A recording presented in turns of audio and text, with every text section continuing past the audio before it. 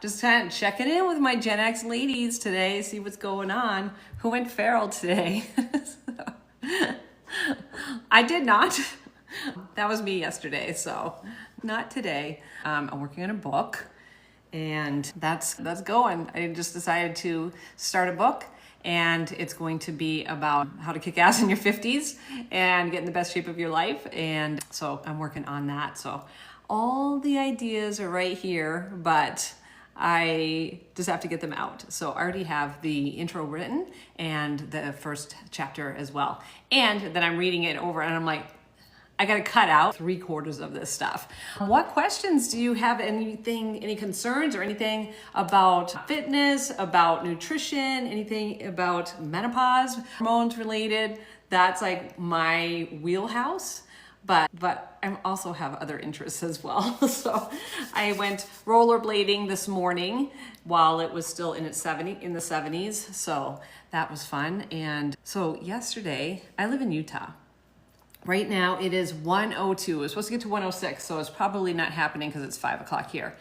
So it's over 100. So I go to yoga, and maybe I should have known this because it's called Be Hot, but I looked, right now that I think of it, like I'm an idiot, but I get to the studio. It's new. It's not new. It's new to me. I'm trying to expand my horizons, right? So I'm like, I'll try this class. So I had always looked at the building. I'm like, you know what? I want to try that class. If anybody has tried hot yoga, let me know.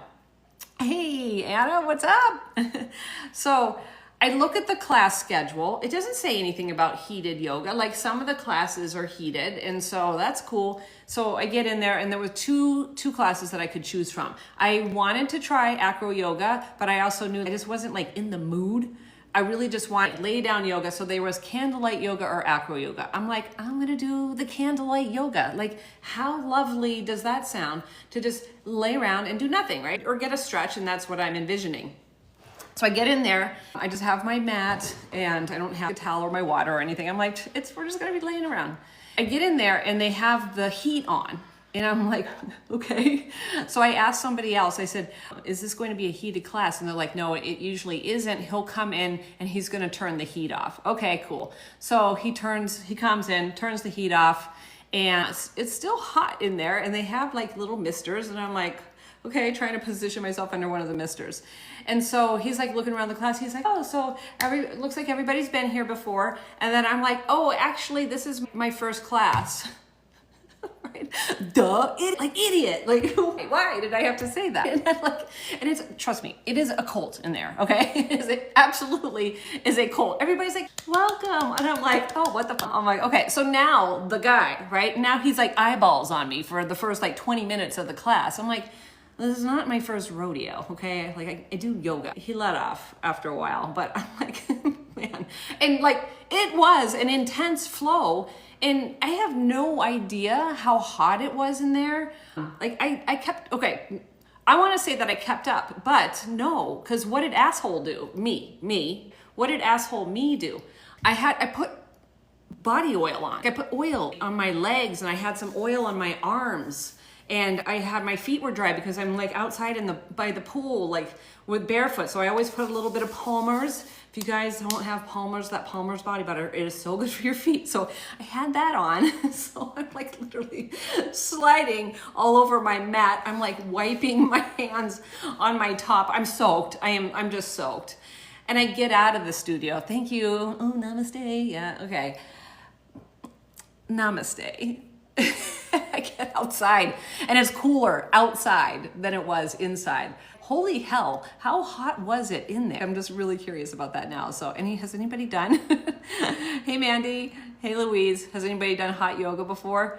I had done it years ago. It was like a Bikram. I swore I would never, ever do that shit again. I'm like, I don't want to do this. So next week, I'm going to try the acro yoga. I got 2 free passes. So it's a bougie studio. Trust me, it is a bougie studio. If you follow me on Facebook, then I have it on my stories. It's really nice. I'll try some of the other classes, but it's so weird to me. Like 5 years ago, if you said that I was just going to be laying around and not wanting to do nothing and just like decompressing and like stretching and stuff, like I would have had no part of that whatsoever. No, thank you. If we're not working out, if I'm not going to get sweaty, then I don't want any part of it. So funny how the tides have changed, right? So now I'm 57 and I realize the importance of doing that stuff. Who here has done yoga? Anybody, any yoga fans here? What about lifting weights? I know Anna lifts, right? Anna's a coach friend of mine. So what are you guys doing? What do you guys do for fun? What are your favorite activities? So besides rollerblading and lifting and apparently doing yoga and complaining about it, what do I like? Tails? Eating carbs.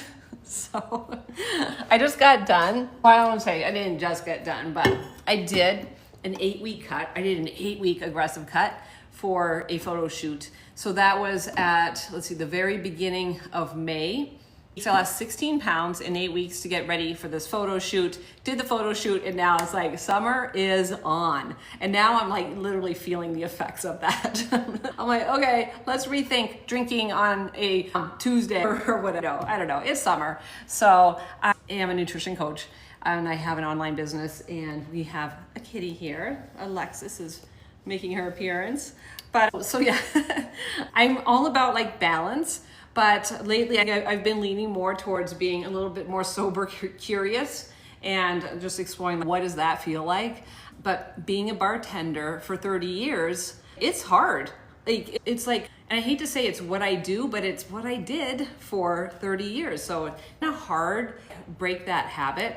I stopped bartending during COVID. Like, it was awful to bartend during COVID. So I got out of it and I went full time with my online coaching. I used to have a gym that got shut down in COVID, and I never opened it back up. But I do have yoga at my regular class today. My regular class is at 7:30. So that is restorative. That's exactly what I'm looking for, is restorative yoga. So looking forward to that. That's not until 7:30. So where are you guys at? Invite Bethany Frankel to join live as a guest. Are you fucking kidding me? Yes, invite. Are you kidding me? I don't know, she's just browsing by. I don't know how these invites work, but she's gonna be like, what the fuck? What's going on here? That's funny. Oh, does it just randomly? I think things have changed since I've gone live. It's been a couple weeks since I've been live, but wouldn't that be cool to have Bethany Frankel on here to join live as a guest? If you want to join me live as a guest, you can request. I'll get you on here. Why not? But what do you guys got going on for the summer? Because literally we have one more month of summer. So in my world, there's like one more month of summer, right? It's August, the dog days of August, and then September. But I love September. I think September is one of the best months. Now, kind of like new to Utah, like I've been here for 2 years, but I was on the East Coast for 35 years, so I'm 57.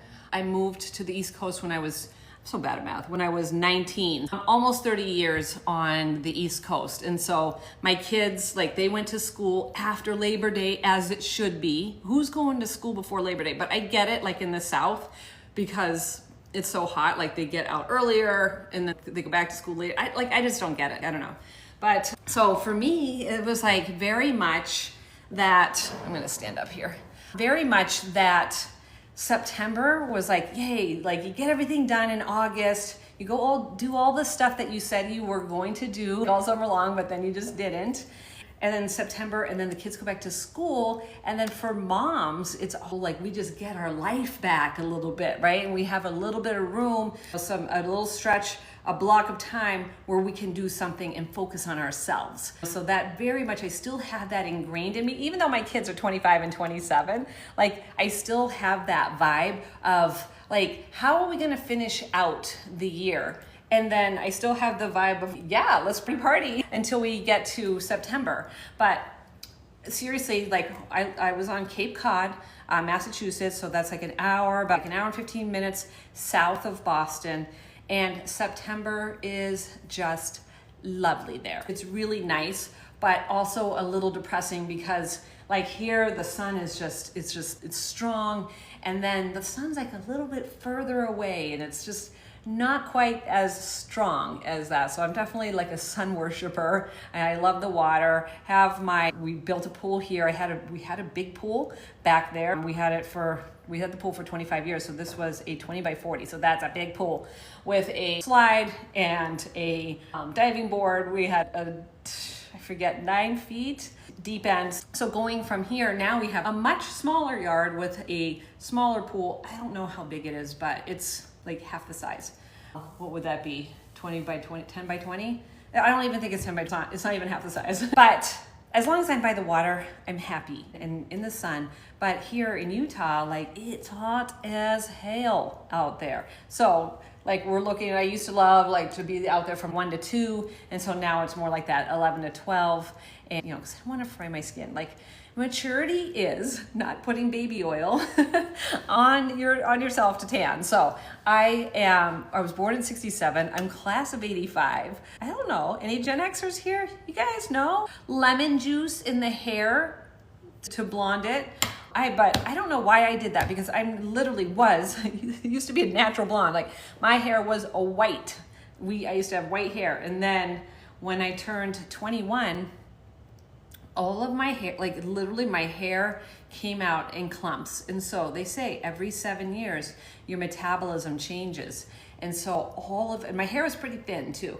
Not all of it, but a lot of hair came out, and then it got replaced by this like thicker, coarser, almost like with a red tint, darker hair. And I'm like, what is this thing? What is this going on? Hey, Sue. Hey, Celine. So anyways, so now this is chemically altered blonde. But for up until 21, I was like white blonde. But I still put the lemon juice in our hair, right? The sun in, we used to do the sun in. But any other Gen Xers here? You know who I just had on my podcast? So I have a podcast called Mastering Menopause. And if any of you guys follow Slim Sherry, she's hilarious. So she was just on my podcast a couple of weeks ago. So that was actually a really great interview. Interesting about her is the real Slim Sherry, that's her name. If you follow her, go follow her, because she's really funny and she does a lot of Gen X content. But she hooked up with a couple of other TikTokers, and I'm not gonna pretend I know who they are. I don't know. If you saw them, you would follow them, like the yacht guy, and then I forget their names. I'm really bad at that. But she got them together, and they're like, hey, do you think maybe we could meet? And because she's 6 million followers, so she's pretty popular. And she was doing a meet and greet, and she did cruise and stuff, and she's like, hey, these events are pretty fun, would you want to get together and then we can do this? And so they did their first one in Nashville, and they had 500 people show up, and they're like, maybe we should sell tickets to something like this. And so now it is what is called the Gen X Takeover. And so they were just in Vegas not too long ago, about a month ago. I'm an hour and a half away from Vegas. And August 8th, they are playing in Atlantic City at the Caesars there. And then they're going to Cincinnati or Philadelphia, I forget, at the Hard Rock. So they just have a kind of a comedy show. And she's like, I'm not a comedian, but it's just a party. So I thought that was like super interesting. She left the corporate world and said, hey, I'm just going to do content. She has like a beauty products or health and wellness line that she started. And so a really, really interesting story behind her. So we talked about that, but really also like the unraveling that happens for women as you're going through the changes of menopause, as you're going through. It's really, I think women, as we get older and we have kids, we lose ourselves. And then it's really about, I think in your 50s, it's really about finding yourself again. What do you like? Because I remember when my kids went to college and I'm by myself and I'm like, I don't even know what I like anymore. And so the stuff that I'm like, what did I used to do? And I used to do like crafts and stuff like that. I'm like, that's just not me anymore. Like that really just isn't me anymore. So I started to get back into my spirituality, but I also really, the first thing that I did was like, it's time for me to take care of myself. And so that's when but at this point, I'm already a spin instructor. I had my own gym, but I was still like 25 pounds overweight. And it was like, I'm really good at losing weight. I just couldn't maintain it. So I would lose 5 pounds, no problem, but then it would creep back on. And then it was like, okay, then I was like for a couple of years, and then it was like 7 pounds. And then I'm like, I would lose that, and then I'd be okay, and then it would come back. But the more times I did this, and I dieted for 20 years, okay? So I've been doing this since I've had kids, since 2000. And I just saw I was gaining weight, like more weight. So I had more weight to lose. And then it would be like the 5, then it was 7, then it was 10, then it was 12. It would take me a little bit longer each time. It was harder to lose it each time. But that stuff came on so much faster. And I'm like, what is going on? And there was no business for the amount of workouts that I was doing and the amount of almonds, right? Counting out my almonds, my 10 almonds. And there was no way that I shouldn't be losing weight, that I shouldn't look like I work out. I was just like, what the hell's going on here? So finally, I'm like, I was gonna be 50. At 49, I'm like, all right, you know what? I'm exhausted from trying. If I can't lose this weight and keep it off, then I'm just going to be fat and happy because I can't keep doing this. But that's also not me, right? I'm not a quitter. Like I want to get back into my bikini. That's always been my goal, right? I just want to wear a bikini. Is that too much to ask for? I don't think so. So finally I just said, I bit the bullet and I hired a coach. And then I'm like, I bragged to him about how much working out I was doing, how much intermittent fasting I was doing, really good at that. And I was keto at the time too. And I'm like, I told him like my ketones. I'm like, I don't even know, right? But I don't even know. He didn't care. He didn't care. He was like, okay, we're going to fix all that. I'm like, what do you mean? Aren't I doing all the right things? And he's like, we can make some improvements. Alrighty then. And that's what we did, right? We started, instead of counting calories, I started counting macros because for me, it was very much, we're going to stay at 1200 calories, right? As soon as we get to 1200 calories, we're done. And so that's why I was doing the intermittent fasting so that I could hoard my calories for my lunch and dinner because 1200 calories isn't a lot. And then peanut butter and nut. I wasn't even thinking, right? I'm like, okay, so I would put it in. Like, all right, we've used some of the calories, a good chunk. And then, so anyways, started counting macros. I started focusing more on protein and then actually seeing what was coming in. Now, here's the rub. If I was eating 1200 calories every single day that I was on, then I would have been losing weight. Right? But again, bartender over here, I was not eating 1200 calories on the weekend. So I was literally undoing everything. And then so Monday, I was like starting all over again. And I'd be like, I'm going to be so good this week. I'm going to be so good. And then by like Thursday, like the wheels would fall off the bus. So it was just this vicious cycle that I was caught in. And I don't think that's uncommon either. So anyways, got the macros, start tracking macros, increase my protein, stopped doing all the cardio bullshit that I was doing because I would go in, fasted mind you, and I would do just a quick workout like with weights, and I wasn't like resting at all. Like my rest was like, Mama the Crazies is here, Mama in the house. So I wasn't working out properly. I wasn't resting. I was like rushing my workouts. I was doing rando workouts. And then I would go teach a class. So I had my spin boot camp. So I would teach spin and then we would do boot camp. And then I would run. So I was also training for a marathon or a half marathon or whatever kind of running that I was doing because that was my way of trying to manage my weight. So I know it's been a while. Thank you so much. I appreciate it. So I was doing all this activity, but I wasn't, like nothing was happening. It did not look like I was working out. And so we pulled down all of my cardio, at that time too, it was like a perfect storm. It was right before COVID, but had given up my class, one of my classes, to a new instructor that was coming in. So I had taken on a bunch of classes because, of course, like, why wouldn't I? I'm getting paid to work out and then I'll lose weight because I'm doing all this cardio, and it just really backfired on me. Enter working out, lifting to 5 days a week. I was lifting 5 days a week and just teaching one class. And in 5 months, I lost 25 pounds.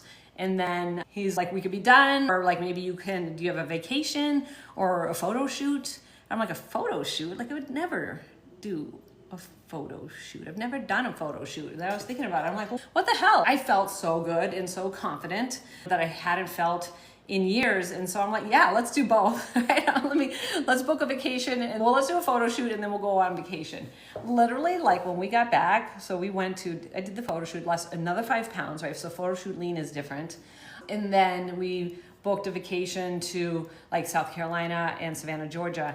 And when we were down there, I don't know what happened, but everybody's like, from on Cape Cod, they're losing their minds because there's no toilet paper. So I'm like, what the hell's going on? And so COVID hit. It was down there. So in Savannah, Georgia, it's like they have this huge parade for, St. Patty's Day. And we realized, like, we probably want to get out of Savannah because it was getting pretty rowdy. And so we went back to North Carolina and Beaufort, I liked Beaufort. So anyways, long story short, that's when I was like, holy crap, this is absolutely possible. And all the stuff that I was doing was like basically the exact opposite of what I should be doing. Yes, you should be working out. Yes, you should be watching what you eat, but I was just doing it like all wrong. And so I'm like, everybody needs to know this information. But I'm like, who am I? So I was just like a spin instructor. So that's when I got certified as a nutrition coach with Precision Nutrition. And that's when I hung my hat. As soon as I got the second that I got my certification, I said, all right, I'm open for business. No clue like how to run a business. But at that point, it was like, what, so I was just taking on, I had a bartending job. I was taking on clients. It was like $100 a month. And then, so like, obviously friend circle, and then they're like, oh, can you help my husband? And then, can you help my daughter? And then I realized, like, with working with them, I'm like, I don't want to work. I don't want to help. I don't want to work with your husband. And I don't want to work with your daughter. On women that were in their late 40s, and then saw that I do a lot of walking and still my weight doesn't move fast enough. So the number one way to lose weight is going to be through your diet and in a calorie deficit. There's no amount of walking or exercise that you can do to like burn off the calories that you need to get in a deficit, because it stops working. It will lose its efficacy. And the weighted vest, guys, I'm not gonna say it's a scam, but it's like, I'm like, excuse me, why are we all wearing weighted vests? Oh, because some influencers like, oh, here's my link. I ate a lot of salads and tuna. So yeah, I think if you can just track like how many calories you're eating every day and then see where that is. So first things first, how many calories do you need to maintain your weight? So calculating that, you can go to the link in my bio. I think my calculator's on there. Is it? If it's not, it's on my website. So I think my calorie calculator's on there. I used to have a really robust one, and then the guy wanted $5,000 a month to upkeep it. I'm like, really? No, maybe it was 1,000. Oh, it was 5,000 to overhaul it, because he's like, it was old. I had, I think, 10,600 women go through that calculator. And then, so yeah, anyways, I couldn't afford to keep it up. So I built my own, but I don't know if I have it linked. But so first things first is, based on your total daily energy expenditure, how many calories do you need to maintain your weight, or how many calories do you need to maintain your goal weight? So you can calculate that. That's not a huge difference, to be honest. If your weight is 170 and your goal weight is to be 135, that's not a huge amount of difference in calories, but it does make a difference. And then you want to put in your activity as well. And that's going to, this is what you need to maintain your weight. And then from that number, then you deduct 500 from that number. So I will say most women's maintenance for average are going to be anywhere from 1,800 to 2,200 calories. So I'm 5'4" with my shoes on. I'm 125 pounds. And so for me, my maintenance is, I love to say that it's 2,000, but it's not. If I'm active enough, if I can get my 10,000 steps in a day, it is 10,000. I'm sorry, it's 2,000, but I don't. I get in about 8,000 steps a day. I'm not the most active person. I go to the gym 3 to 4 days a week, but like most of my work is sitting and talking to people on the phone and doing content. So where am I at? I don't even know how I'm at 98.45. Oh my God, I did a bunch of TikToks today. I did a bunch of TikToks today and I was doing a little bit of shuffling. So that's how I got that in, because really I have no business having that be that high, because I was really figuring it would be about 7,000. Wow, look at me, all right. So anyways, if you take 500 calories away from that maintenance number, that's going to be a deficit to lose 1 pound a week. Now, I will tell you, when I lost 16 pounds in 8 weeks, I went on a aggressive cut because I knew I had a good amount of fluff to take off. That was one of the reasons why I wanted to do this cut. But I didn't want to take 3 to 4 months because I hate dieting. I hate being in a deficit. It drives me crazy. I'm like, if I'm going to be in a deficit, then let's go hard. Let's freaking go hard. And so I did. Fasting is not my mode of operation. So I was on aggressive. So triple digit calories, right? It was 1,000 calorie deficit to lose 2 pounds a week. Now, here's the thing. I didn't do that for 8 weeks straight. And I wouldn't recommend that you do this because it is not sustainable. And so every 12 days, I was getting a refeed. And so I have Martin McDonald's calorie calculator. It's on aggressive dieting. And so this is very structured, right? You want to make sure that you're hitting protein goals and then you're pulling fats down. And then you want to make sure that you're getting your fiber in from fruits and vegetables. That's what it is. Like, I didn't feel like I was starving myself. I wasn't hungry. The lower that you go with calories, then you have less hunger. And I did find that kicked in around day 3. Like making sure I was getting in 130 grams of protein, lean protein, because you want to keep your fats down. And so I found it at first it was hard, but then I just got into a rhythm. And I actually picked up some really good lean habits from that. Like my favorite snacks, my favorite meals, I came out of that. I'm still doing that as well. So I've halved all of my dairy portions. And one of my favorite things is deviled eggs. So I take 2 hard-boiled eggs, cut them in half, pop out that yolk, right? 'Cause we can't afford the fat in the yolk. And then light cottage cheese in there. And so I made little, deviled eggs. So that was a great little snack that was high protein. And so that was one thing that got me through that process. So the first refeed I had on day 12, and it was a 3-day refeed.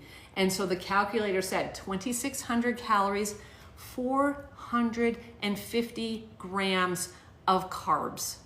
I've never in my life intentionally eaten 450 grams of carbs per day for 3 days. Fat was still low.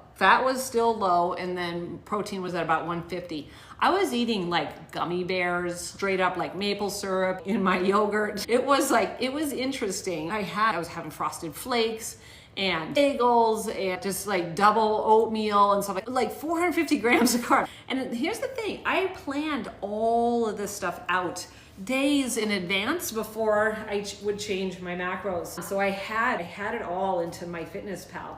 That was fun. I will say that was fun. The first week, I think my numbers were over there. I was just talking about this with somebody else. I lost 7 pounds. No, it was 6.8 pounds in the first week. That is not fat, okay? So yes, I lost some fat, I lost some inflammation, and yeah, a lot of water got pulled out of my body. And I felt so good. I literally felt so good.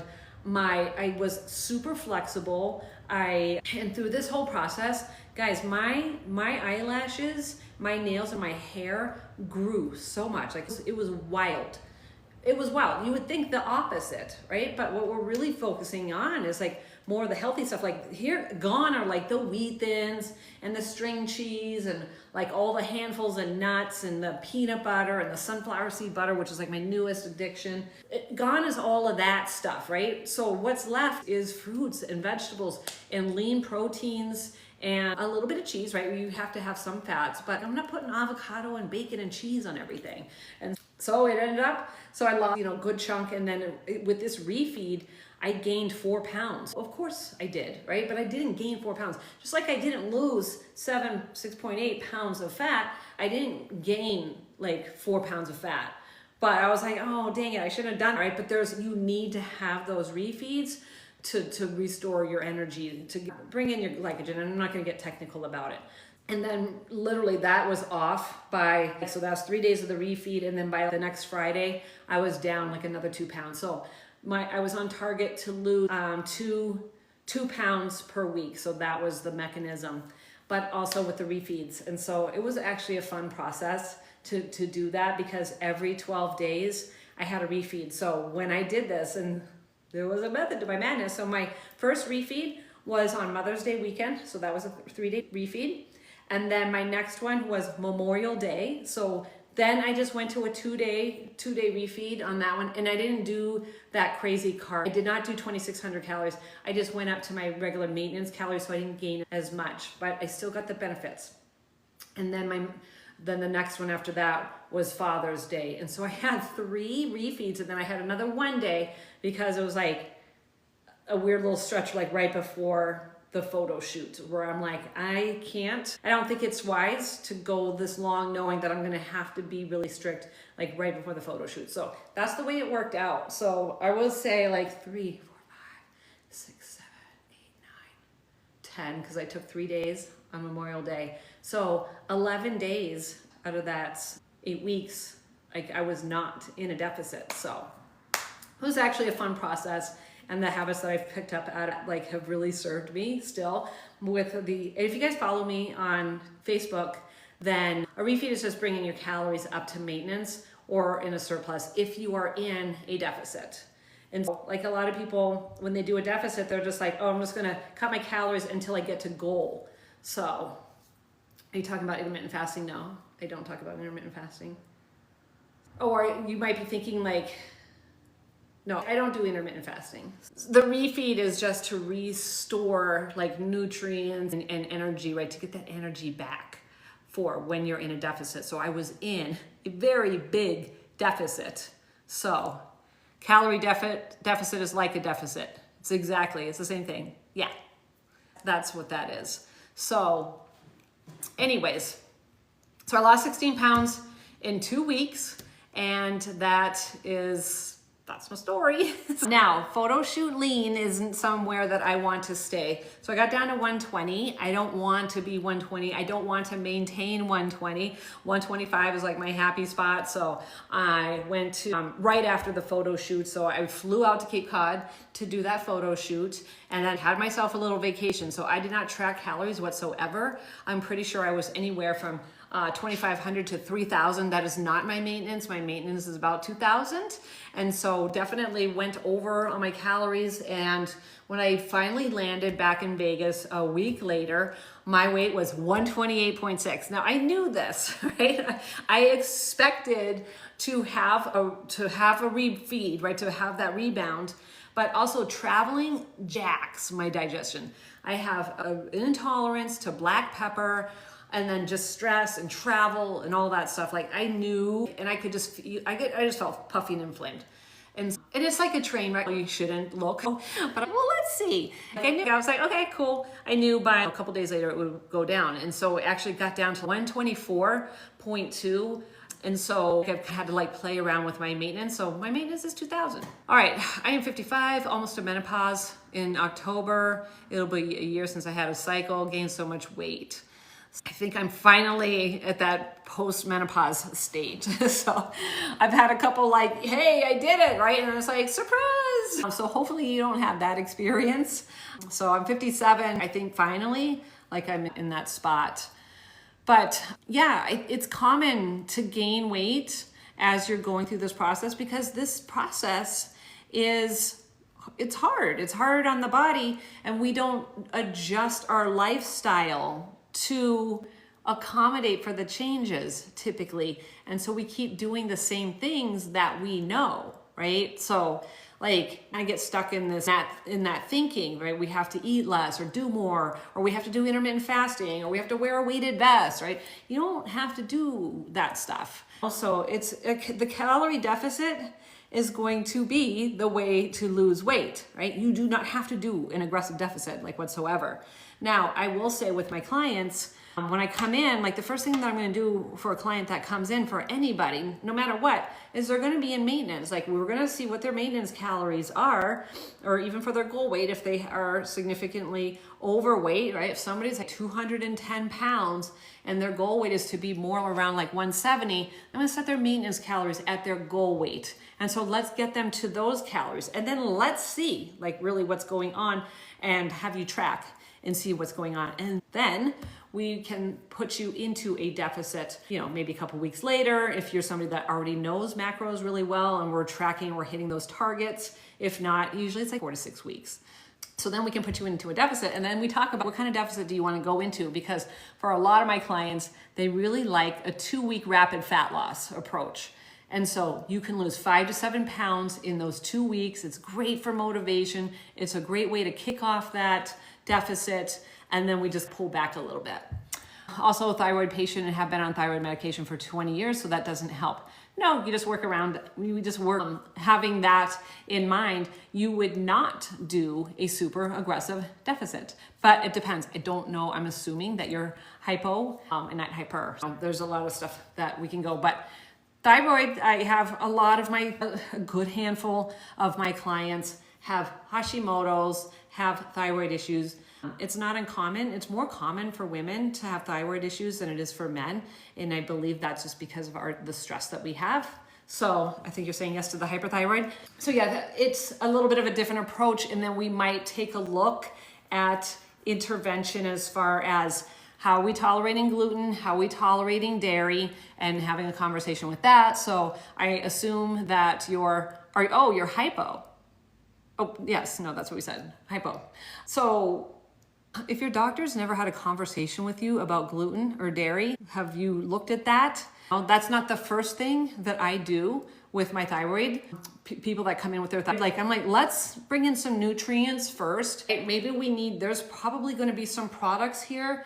Like the first thing that I take out are those high fiber freaking wraps, guys. And especially if you have hypothyroidism, you do not want to be adding a gluten bomb from those high fiber protein wraps. Anything that's keto, anything that's low carb, anything that's touts like net carbs, that is something you want to stay away from, because they are filling those products with this high gluten, this wheat like bomb. And so that's not good for anybody. If you love those wraps and you don't have a problem with them, then right, but that's gonna be the first thing. Like when I have clients, because a lot of my ladies are like, I'm so bloated. That's fucking why. That is one of the reasons why. Caffeine and alcohol. I'm not saying you can't drink caffeine or alcohol, but this is the things that we look at when people are struggling with weight loss. It's like, I used to be the coach that said, you can drink wine and eat chocolate and lose weight. And you can, but you can't drink a bottle of wine a night and lose weight. That was me. That was me. I definitely, it's so funny too. Like my habits have changed so much, guys. Being a mom is stressful and it's socially acceptable. Mommy juice, like all this shit, So it was acceptable, and literally I wouldn't drink, you couldn't get me to drink 25 ounces of water, but I could drink 25 ounces of wine, no problem. There was a point when I was buying the boxed wine, that Franzia, I had no idea how much I was drinking. And then I think I transitioned to the 2-gallon jug, I don't know, the bottle. But so there was a point in my 40s where I was having a bottle of wine. Like I would have, so in my house, right, with my glass, right? I see you guys identify with this. So with the glass that I liked, I would get 3 glasses of wine and then a little bit left over. And so I was like, I'd have my 3 glasses and then I'd pour that 3rd glass, right? And then I'd be like, well, you might as well just put the whole thing in there at that point.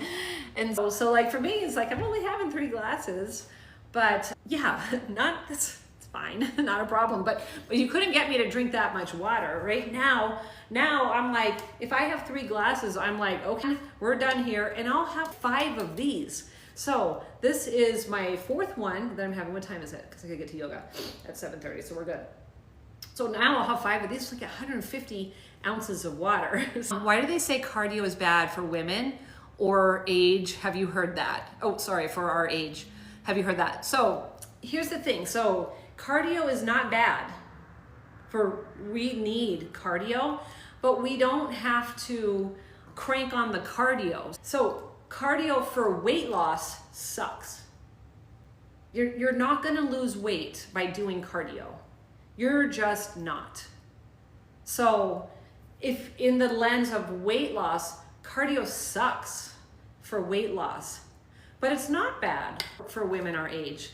Now, here's the thing, right? If you're doing Orange Theory 6 days a week and then going to spin and then doing boot camp on Saturdays with your friends and then you're doing all this, it's way too much. You're doing way too much, and so you're putting a lot of stress on the body. But so, the whole cortisol thing. So you have to look at the activity. So I don't do cardio. I walk. I do a lot of walking, and I walk uphill, and I don't love doing cardio. Since I stopped doing cardio, because I literally was a cardio bunny, since I stopped it and just walking, I'm like, God, like I used to hate that. Like my coach said, we need to cut down on some of this cardio. I'm like, how am I gonna lose weight? And he was like, through your calorie deficit. And I'm like, that's not gonna work. He was like, what you're doing isn't working. I'm like, fuck you. But like, God, all right, fine. So like, I get it, right? I get it. We're stuck in our ways, but that's why. So what are we saying? I did Carolyn Gervan for a solid month and gained 1 pound. That's probably good. That's probably good, right? Y'all are so crazy about the scale. You probably gained 1 pound of muscle, right? So you're doing something good for you and building muscle, but you gained 1 pound. And then you said, well, that's bad, right? Because we equate any movement on the scale, right? If it's like, if the scale goes up, oh God, I'm just getting fat. And that's not what's happening. Saying like, oh, if you lose 1 pound, I'm getting skinny, right? It's like, I think you guys have to find a different way to measure your progress. I know you do, right? Find a different way to measure your progress. Scale weight is just one part of that, but the way that I look at weight, right, is I gotta find a different analogy, but I can't think of anything different. So imagine, right, you are a trash bag, right? Here's your body, right? You're in the trash bag, and what's in this trash bag? It is all of your bones, it's your organs, it's your skin, it's your blood, it's like blah, blah, blah, all the stuff that's in this bag, right? This is your body, right? Your body, right? This is a trash bag. And so we have those variables, but then we also have stomach contents, right? From food. So that's going to change that all the time. We have inflammation from maybe doing a hard workout, right? That's going to add to the weight of this trash bag. And then water, right? Then we're putting water on that. And so that's going to have that trash bag way more. And so when we see the situations on the scale, right? You didn't gain, right? You had a meatball sub and a couple of beers on Sunday. You didn't fucking gain 2 pounds on Monday by having that. You didn't. You just have more contents in your trash bag that it weighs more, but it's not fat. So wrap your head around the fact that just because you weigh more doesn't mean you're fatter, right? And now in that case, you started doing Carolyn Gervan for a month and you gained 1 pound. That's fucking great, but you're like, no, it's not. I gained 1 pound. Here's the thing. If you take measurements, right? This is what I measure. So we take measurements and then you can see like, where did that pound come from? If your measurements didn't go up, because it's hard to measure if we're actually gaining muscle. But if all your measurements stayed the same, if your pants fit the same, then and your clothes are fitting the same, then that's good. We gained 1 pound of muscle. We didn't actually gain fat. And you just gotta look at different ways to measure your progress. And so we can use scale weight as one measure, but I also do this in conjunction with measurements and progress pictures. Progress pictures once a month. So for my clients, I have them do their weight 3 times a week. And then we have, because I want to see the fluctuations. I want to see what that trend is. And then also measurements. And so when they come in, it's like exciting because we see their measurements go down. Weight, like even if they're in this like maintenance period, like weight isn't changing all that much, right? It's going to fluctuate anywhere like 1 to 3 pounds over the week. But then we see the measurements going down, right? And they're like, and I get with them, right? So they work with my coach, with Coach Megan, and I get on the phone with them a month later after they sign up, right? It's like the same fucking conversation all the time. I should ask one of my ladies if I'm like, hey, can we share? Because it's the same conversation every goddamn time. How's it going? They're like, it's fine. Yeah, it's been hard. And yeah, just not seeing any progress. I'm like, did you fucking expect to see any progress? Like, what were you looking at? Like, what? It's like, yeah, my waist is fluctuating. Like a couple pounds, like I really haven't lost anything. I'm like, we talked about this, right? You're not supposed to. And then I'm like, what does Coach Megan said? I'm like, have we lost inches? I'm like, yeah. And it's like, I'm sorry. I know we didn't understand the process. And I know it's like, sorry, I have my eye. I know you guys don't understand the process, and this is why you have a coach, right? To help you coach, to help coach you through this thing that you don't know about. If I need to change the oil in my car, I'm not doing that myself, right? I'm not even gonna fucking YouTube it. I'm pretty sure it's not that hard, but I'm not doing it, right? I'm gonna pay somebody to do that knows what they're doing. And so same person, right? I've had 2 of these calls today. It's the same conversation every time. I'm like, all right, let's look at your account. The first thing I'm going to do is I'm going to see the weight trends. Okay, cool. This is exactly what we were expecting. And they're like, okay. So the thing that we always work on when the clients come in is increasing their protein, because most ladies are like hanging around that 80 to 100 grams of protein. I'll have ladies that are like, no, I'm killing it with the protein. I'm like, okay, cool, right? And we start tracking and they're like, God, I really thought it was getting more protein. I'm like, I know, everybody thinks that, right? So let's get dialed in on this. And then the next thing here's the rub. So I have to fight tooth and nail with some of these ladies to get their calories up to like 1,500, because they're at like 1,400 and they're like, oh my God, this is so much food. Come on, like we can do it. So that's the process, right? It just takes a bit. So this is why I say it takes 4 to 6 weeks before we actually get into this deficit. I'm like, all right, so weight trend, this is exactly what I thought was going to happen. Now let's take a look at inches, all right? And then I'm like, you lost 1/2 inch in your chest, cool. Belly measurements always come down. I'm like, oh, look at this. We lost 1 inch above the navel. You lost 1.5 inches at the navel. You lost 1 inch below the navel, and you have 1/2 inch on your hips. So nothing's working. I'm like, let's take a look at your pictures. And they're like, oh God, right? And I'm like, for the love of Christ, I'm like, could you please just appreciate the amount of freaking progress that you have made here? So what was that? 1, 2, 2.5, 3 inches, 3.5 inches.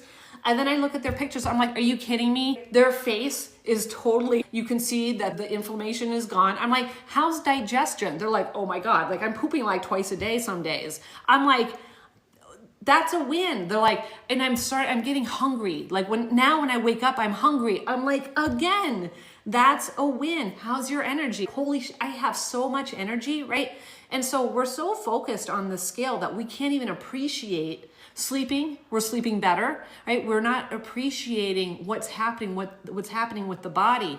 And so then we see pictures and you can see a change in the hips. You see a change here. And sometimes, and a lot of times we see like this thing, right? That can sometimes it turns into a butt or like boobs, right? We see that go away, right? And then that's when I'm looking at the front and then that face. And then when we see the side profile, right? When ladies are coming in, their bellies are extending beyond their boobs for the most part. It's not everybody, right? But for the most part, that's what's happening. And now we start to see this lift of the breasts. We start to see a little booty lift as well, because I do the workouts too, right? I give them the workouts. So we see that, and then we see stomach is coming in and it no longer extends over the boobs, right? And they don't notice these pictures because why?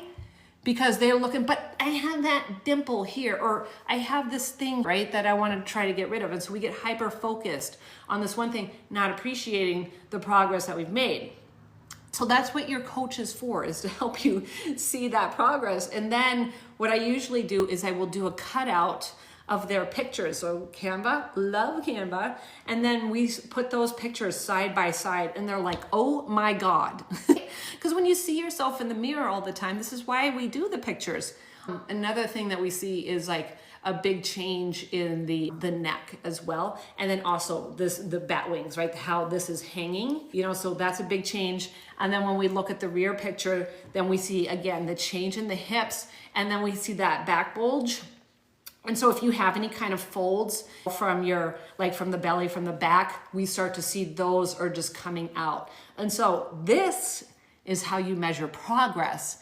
And so much had changed in 4 weeks for these clients, but they weren't appreciating it because it's like, you know what? So I lost a pound, or I'm up a pound this week. I'm like, oh, for fuck's sakes.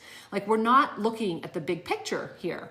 And so it's important that you guys take your measurements and then you do progress pictures as well if you are on a weight loss journey. So hopefully that helps put it into perspective on what are we doing. And then just think too, because I know like as you're going through menopause, sleep becomes affected and you have no energy and you're always fatigued. You get home, you're dog ass tired and you don't want to do anything. Low key, like start like snacks and craving. So all that stuff goes away. I think we just, like, it was like, oh, it's just the way it's going to be. Oh, it's just the way that it is. Oh, it's because I'm in menopause. Oh, it's because of my age. Bullshit. You guys give up so much power, right? You got to reclaim that power because you are the reason that you are holding on to the weight. And I hate to be blunt. It's you. It's not menopause, right? It's the way that you have your lifestyle set up, that you haven't adapted to the changes. So trust me, like this isn't like super easy, all right? It's not. But you can't just keep doing the same things that you've been doing. Hey, Cheryl. Hey, Irene. Hi, Shannon. You can't just keep doing the same thing. So you have to learn how to adapt. But what do we do as women? We're like, this used to work, so let me just try it harder. No, it just backfires on you. Trust me, I am the queen of let's just keep cranking the cardio thing because that's all that I knew. So I get it. But so that is like my story, and then how to lose weight in your 50s if that is something that you want to do, which apparently a lot of people do, right? Because there's this transition that really throws us through a loop, and a lot of it is the stress piece. And so you do not have to go on hormone replacement therapy. Hormone replacement therapy will not help you lose weight. It won't. That's not what hormone replacement therapy is for. Now, I'm on hormone replacement therapy. I thought I knew what hot flashes were, but around 54 was when I had my first like real legit hot flash. And I was like, oh my God. But before that, like I will say like in 52, like I worked my way into a thyroid problem because I was not managing my stress at all. And so it really affected my thyroid, which affected my metabolism. And I was just dog ass tired. And so I knew something was wrong. And so we got some blood work done, and my thyroid was not in a good spot. So got on medication, which I was like, I don't want to take medication for the rest of my life for my thyroid. What else can I do? And they're like, there's nothing else that you can do. I'm like, bullshit. So here we go. Let's take a deep dive into thyroid and what can you do to support your thyroid, right? And it was all the stuff that I'm doing exactly the opposite of. Also, it's stress. It's very much stress related, and not to keep going into that. But then as far as hormone replacement therapy, I think you'll know when it's time to have the conversation. I have a podcast called Mastering Menopause. If you go to my profile, there's a little link there, and that's going to hyperlink to the masterclass that I did with Sean and Janet Needham, and they're compounding physicians. Oh gosh, how long have I been on here?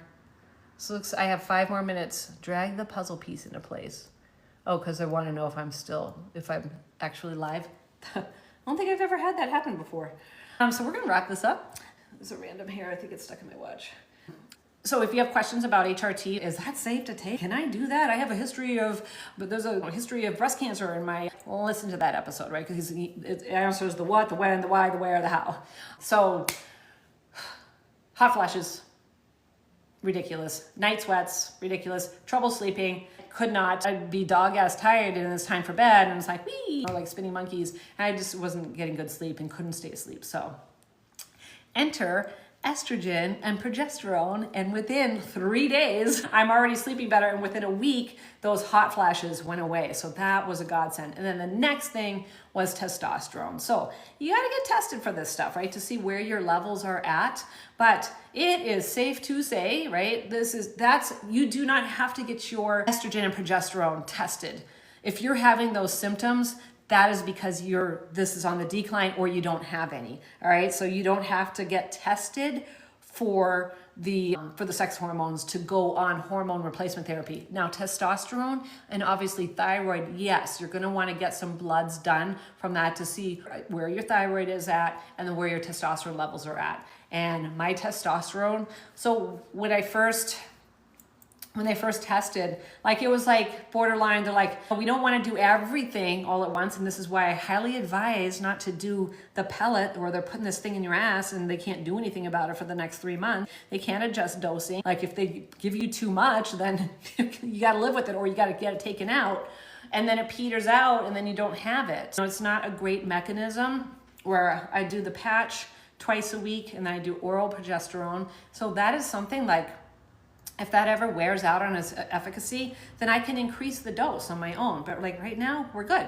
And so testosterone, so I'm doing testosterone cream, and we actually just upped my dose on that. So I was good for a bit, and then all of a sudden I don't know. I just don't, like, I feel good, but I'm just like, just don't have the oomph like I usually do to go to the gym, and I'm a gym rat. So I said, I think it might be time to test, and she suggested that too. I'm like, oh yeah, that's a good call. So tested thyroid to see, hey, has that come back on that issue? Like my thyroid is great. So proof, you do not need to be on thyroid medication. Now I am no doctor, right? I'm not telling you to get off your thyroid medication, but you absolutely can. You do not have to stay on thyroid medication if you are managing your stress in your thyroid, okay?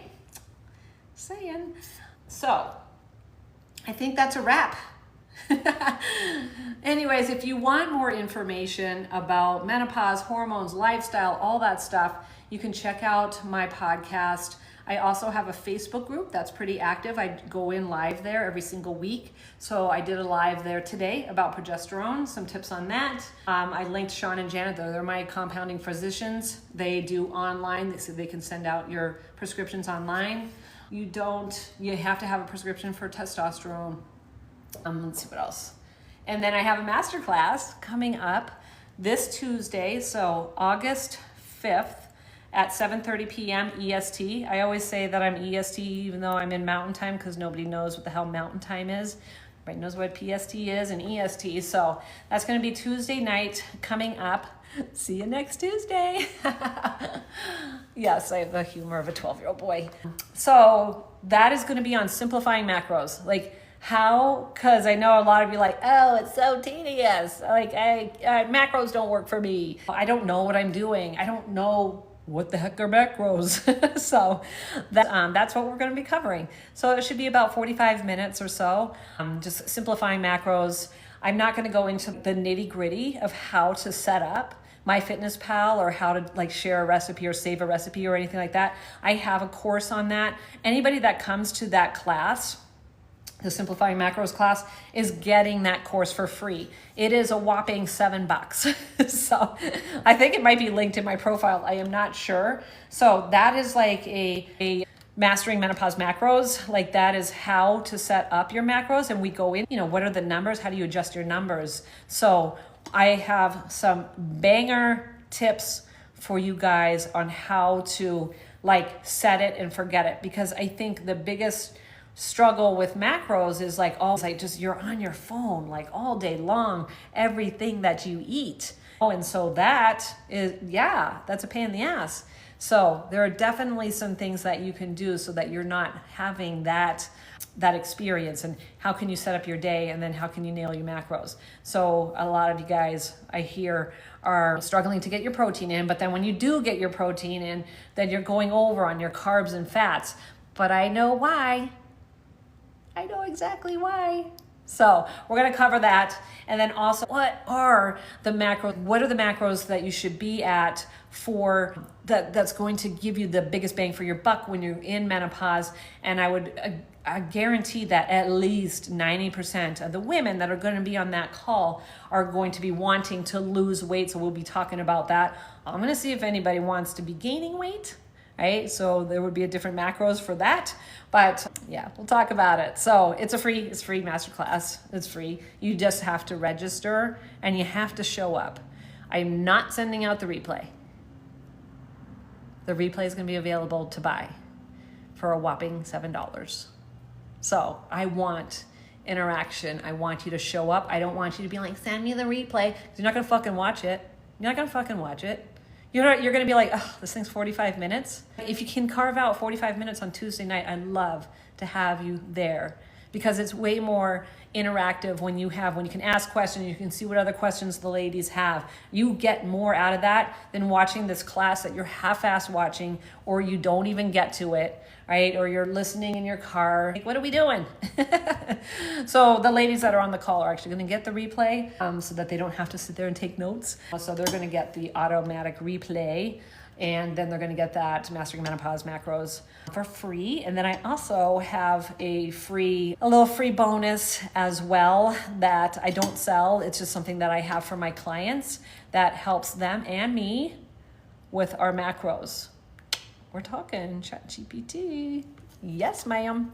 All right. So I appreciate you guys for hanging out. Give me a follow if this appeals to you at all.